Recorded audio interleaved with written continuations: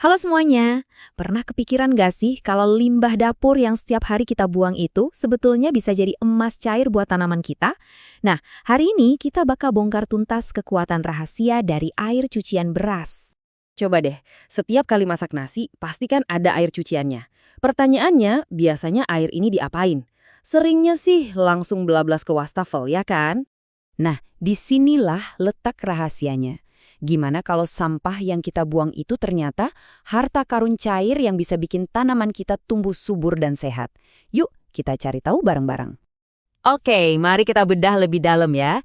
Kita akan mulai melihat air beras bukan lagi sebagai limbah, tapi sebagai sumber daya yang super berharga yang datangnya langsung dari dapur kita sendiri. Jadi, ini dia yang bakal kita bahas.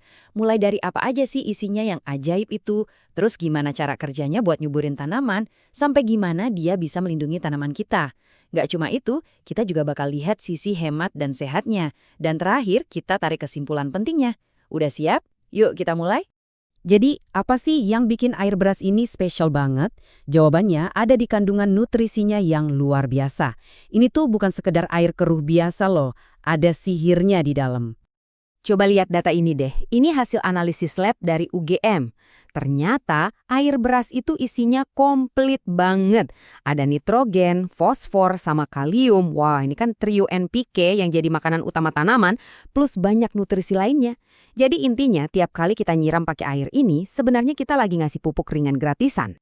Nggak cuma itu, karbohidrat dan vitamin B1 di dalamnya itu ternyata bisa ngebantu pembentukan dua hormon pertumbuhan yang krusial banget.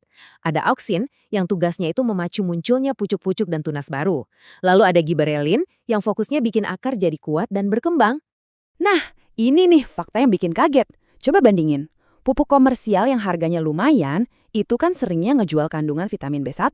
Dan tebak apa? Air beras juga punya vitamin B1 alami.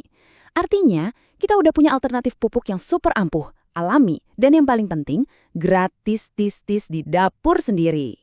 Oke, sekarang kita lihat gimana semua kandungan tadi benar-benar bekerja di lapangan. Ini bukan cuma teori ya, dampaknya itu kelihatan banget di tanamannya. Gampangnya gini, air beras itu fungsinya kayak zat perangsang tumbuh atau ZTT alami. Fosfornya bikin akar dan tunas baru semangat numbuh. Karbohidratnya jadi suntikan energi instan. Apalagi kalau difermentasi, wah, isinya jadi makin kaya sama mikroba baik. Hasil akhirnya, daun jadi lebih rimbun, batang juga lebih kokoh. Mantep kan? Eits, tapi tunggu dulu. Manfaatnya nggak berhenti di situ aja. Air beras ini juga bisa jadi bodyguard sekaligus dokter buat tanaman kita. Jadi gini, di dalam air beras itu hidup banyak banget mikroorganisme baik, salah satunya bakteri Pseudomonas. Anggap aja bakteri ini kayak pasukan khusus buat tanaman kita. Mereka tinggal di sekitar akar, tugasnya ngelawan bakteri jahat dan patogen penyebab penyakit. Ini sistem pertahanan alami yang canggih banget. Dan ini ada bukti nyata loh, bukan omong kosong. Dengerin deh cerita dari seorang penyuluh pertanian lapangan. Dia cerita tanaman terongnya yang udah layu menguning, setelah dikasih air beras fermentasi atau jakababa, cuma dalam seminggu bisa pulih total. Luar biasa kan? Nah, sekarang kita masuk ke bagian yang paling kita suka nih. Untungnya buat kantong kita dan kesehatan, gimana kebiasaan sepele ini bisa hemat uang dan bikin panen lebih sehat. Coba perhatiin angka ini, 50%.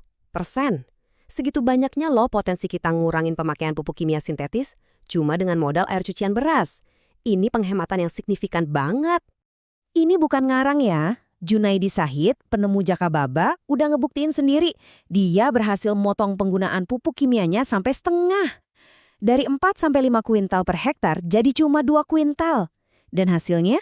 Panennya tetap sama banyaknya, hematnya dapat, hasilnya nggak berkurang. Plus, masih ada keuntungan lainnya. Air beras ini bisa jadi bahan dasar yang oke banget buat bikin pupuk organik cair sendiri. Ini sejalan banget sama prinsip pertanian organik. Ujung-ujungnya, sayur dan buah yang kita panen jadi lebih sedikit residu kimianya. Ya, jelas lebih sehat buat dimakan dong. Oke, kita udah lihat semua manfaatnya yang keren banget. Jadi, apa nih poin-poin penting yang harus kita ingat? Yuk, kita rangkum bareng-bareng.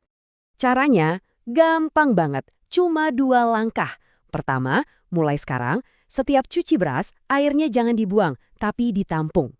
Kedua, ya udah langsung aja siramin ke tanaman-tanaman Anda. Udah gitu doang, simpel kan?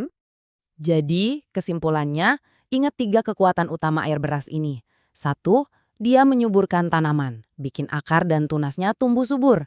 2, dia menyehatkan tanaman, jadi kayak tameng dari penyakit. Dan 3, dia menghemat pengeluaran kita, karena kita jadi nggak terlalu butuh pupuk kimia lagi. Jadi, pertanyaan terakhir dari saya. Setelah tahu kalau air yang sering kita buang ini ternyata bisa menyuburkan, melindungi, sekaligus menghemat, kira-kira pas cuci beras nanti, apa yang bakal Anda lakukan? Semuanya kembali ke tangan Anda.